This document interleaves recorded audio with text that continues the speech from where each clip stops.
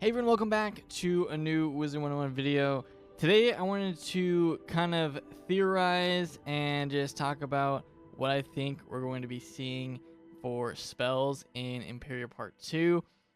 I was going to wait on this, but then I looked at the calendar and I realized we're already like a month to a month and a half away from a possible test realm for Part 2. If they do it like they've done in the past, some of the worlds, the test room has come out in late October. Other times, I think it's come out early November. So that's kind of around like the sweet spot of when they release the test realms for any new world. So we're getting part 2 later this year. Could be end of October, could be November. I have no clue. But I wanted to go ahead and start looking at some theories on what we could see in the world in future videos. This video is just going to be focused on the spells, because spells are a big part of each new world release, and since the last world was divided into 2 parts, we didn't get any new spells in Empyrea Part 1. We made it to level 125. That's the max right now. They actually changed it to where the spell is tied directly into the main storyline of the world. So sometimes you're probably not going to get your spell until way later, until you're way past like 118, which is where you should have gotten your Mirage spell. Some people haven't gotten it until later because it's tied into the world. It's tied into the quest line, and doesn't really matter what your level is. You could be max level and still not have gotten the spell because it's in the quest line. So they've changed that. I think they're going to continue doing that, because then for people that can get so much XP from other places in the game, this makes sense, because then you can't just like speed quest and get the spell as soon as you hit a certain level and then go to the Arcanum and get it. They want you to get it from the quest, and that's how it's probably going to be from now on. So at level 128, when we get there in Empyrea Part 2, I really feel like you're not just going to be sent to your teacher and you're going to get the spell. I don't know why they would switch back to that. It's kind of nice when they do, because then you're looking forward to hitting that level and you can go back and get it, but I don't feel like it's going to be like that. It's just, I don't know, kind of my gut feeling, and going off of how they've done it in the last 2 worlds, that's what I feel like. So for the new spells, we're going to get them around level 128, and we have to think about what pip cost we're going to get for these spells. I'm assuming they're going to be shadow. Like every spell, it seems from now on, has to be shadow, unless they switch things up on us. I don't know. But we've gotten a total of 3 shadow spells for our school, not counting the ones that everyone can get with training points and from the quest and all of that. So 3 spells that are shadow right now, and we have a 4 pip, 5 pip, and 6 pip shadow spell. That's for every school. I'm gonna go off the storm ones just because I feel like it's a good reference for me. But we got the 5 pip one from Darkmoor. You know, these spells were crazy. I still look back at glow bugs and I'm like, how is this even a spell? Like, this is so good. 1120 base damage to everyone and enfeeble everyone. Like, that's insane. 5 pips. You could use this first turn if you get the shadow pip. That's why I think storm is just insane with the power pips on glow bug, because if you get the right pips, if you get a shadow pip too, you can use this first turn, and that's crazy. Okay, so we got this one. Then we got the 6 pip, which was Polaris, right? So we got this one, 6 pips, big damage, single hit spell, at least for storm. And overall, like, this spell was all right. It's not as good as Storm Owl, but it still is kind of in the middle between Storm Owl and glow bugs and even Iron Soldan as a decent damage. So this still does mass damage, but it's 6 pips. Fire got their hit all 6 pip shadow spell, which was Raging Bull. That was pretty good. So decent. I still like Rusalka's Wrath, and I feel like they kind of divided it up to where between these 2, you either got a hit all or you got a single hit. So that was kind of the thought process between these 2 shadow spells. Then in Mirage, we got our split spells that are 4 pips, so even less than all the other ones, which is pretty good. I mean, 4 pips for this, that's awesome. You can cast that whenever. Does 1152 for Storm, which is more than Glowbugs. And also, you have the ability to split it, which would half the damage if you split between 2 people. I don't like that personally. Whenever I use Iron Sultan, I use it to hit 1 person, just because you want that 1152 damage. That's just crazy. Also, how do they come up with the damage on these? 1152. This one makes more sense, like 1528, but 1152? Is that so it can split evenly? If you were to divide this by 4, I kind of want to do that. Do I have my calculator? If you were to divide that by 4, does that split evenly? 1152 divided by 4. Yeah, that splits to 288. If you were to divide that by 3, it splits evenly. Yeah. So they did that on purpose to where that 1152 allows you to split either way, any way you want. Divided by 2, 3, or 4.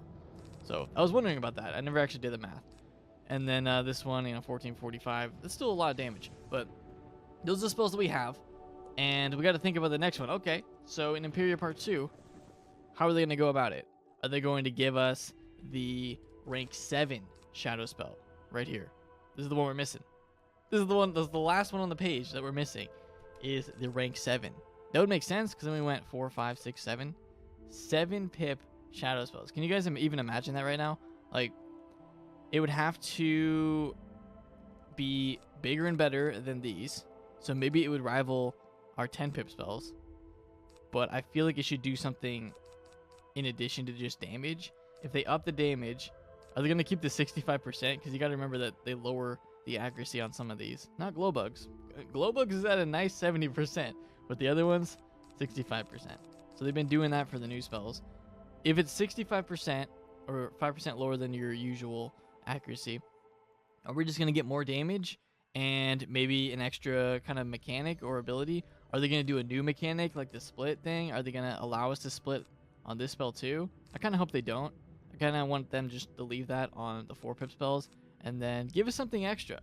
I really like the spells that are, decent damage, but also give you like an extra bonus, like glow bugs and feeble everyone. That's really good. This one, smoke screen everyone. Storm already has a lot of spells that remove blades, so I don't think we would get that again. And I'm just trying to think of what they would even incorporate into it. Like, I couldn't design new spells because I have no clue. That requires a lot of brain power just to sit there and be able to come up with a new spell. Because for one, you have to decide what the creature or whatever the spell is going to be. And it has to encompass the school and also the world, because these are Empyrea spells, so they're going to be Empyrea themed. So you need to be able to come up with all that and then come up with the damage, and if it has something extra along with it. And then you have to do that for every single school. So I'm sure that's like a big part of their development of the new world. If it's going to have new spells, is the thought process behind each one and coming up with that. Because if you think about it, the Mirage spells were all kind of themed around Mirage in some way. So we're going to get Empyrea themed spells. What would Empyrea themed spells even look like? I mean, for Storm, they could base it off of kind of Ione, maybe. They've done that before. They've based it off of the teachers. Like, the death one from Mirage was Kisma because he was from Mirage. Think about that. I'm going to go see Kisma. Kisma was from Mirage, so they made the death spell him. Since Ione is from Empyrea, is the storm spell going to be her?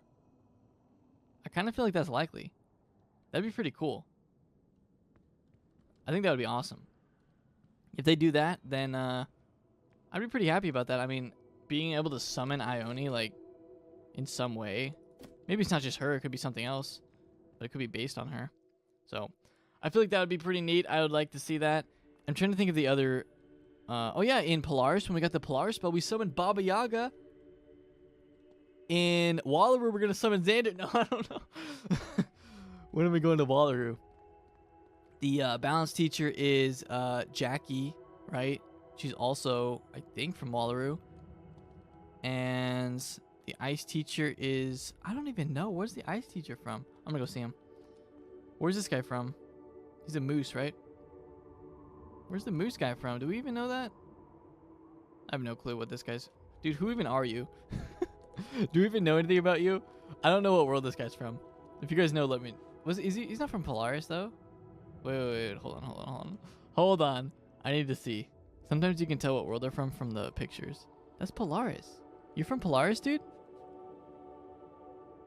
Well, if you're from Polaris, then the ice spell definitely was not based upon you. But that's okay. Yeah, because that's the River of Frozen Tears, right? Well, that's interesting. Yeah, that's Baba Yaga's hut right there. Maybe he's not from Polaris, though, and it's just like he has pictures of it. Maybe he's from there, maybe he's not. I'm not really sure. But it just kind of makes sense for them to do that. I was trying to see if all the teachers, like, that makes sense for them to kind of follow suit with what they've been doing. But, oh, the fire guy is also from Empyrea. He's from Inner Athenor. Could you guys imagine as a fire summoning him? That'd be pretty cool. I could see him just, like, smashing something with his hammer. Oh, please tell me they're doing that. Please tell me fire is getting this guy. And he's just going to go rage mode. You guys know in Overwatch when Torbjorn pops his ult and he just goes crazy? He just goes into like full-on rage. They need to do that. That needs to be the ult for... Or not the ult. the spell for fire in Empyrea Part 2. I could just see the hammer just like... Yep. That would be really cool. I forgot that guy was also from Empyrea. So, yeah. I mean, I think that's every teacher. And then, of course, Ione's from Empyrea. So maybe the fire and the storm spells are going to be based upon the teachers. And the other ones, no clue. So at least they got 2 to go off of. If they're going to continue doing that, they have 2 to go off of with these. And then the other ones are just going to have to come up with something that's Empyrea themed. Or at least loosely Empyrea themed. Like, it doesn't have to be perfect. But that's pretty cool to think about. Wow, I didn't even know that the video would take that kind of route, going and looking at the teachers and seeing which one. But that makes sense to me. That the fire and the storm teacher are going to possibly be the spells. I don't know. I have no clue. I have no inside information. Like, I'm just going off of, you know, what we know from the past. So, yeah, I think it could be a rank 7 shadow spell. That 2 of them could be based off the teachers, and then the other ones are just going to be based off of something in Empyrea. And maybe there's new things. Keep in mind that there could also be new areas, new things in Empyrea Part 2 that we haven't even experienced yet that they're going to base the spells off of. So, I don't know. I feel like that's a lot to go off of. So, there you go. Hope you guys enjoyed that. I hope it was interesting.